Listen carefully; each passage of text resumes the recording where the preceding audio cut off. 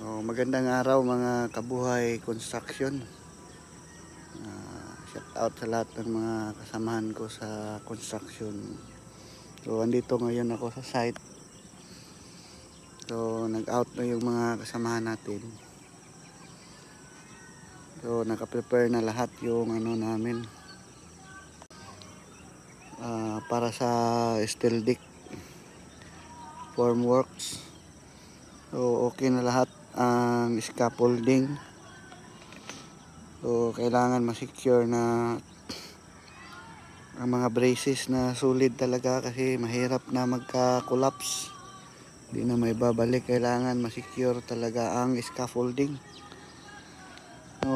Mas kampante pa ako gumamit ng mga coco lumber kaysa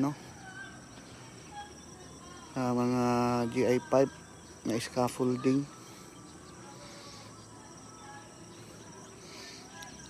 Dito ang hinintay namin mga kabuhay construction is ang steel deck na lang.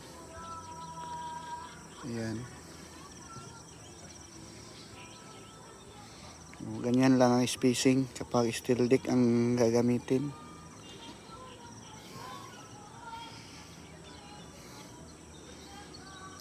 Tapos na din halos lahat yung inner. Ang outer ay pagkatapos na lang yung mapasok ng bakal para sa slab.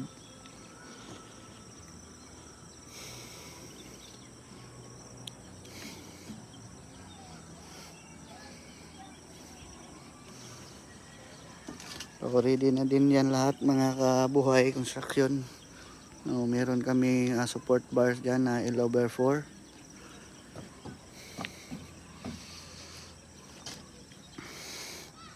Ayan din ang sa midspan. Ayan.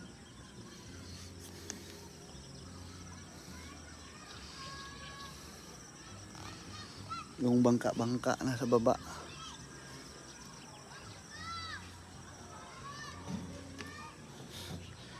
Ayun. Yung extra bar.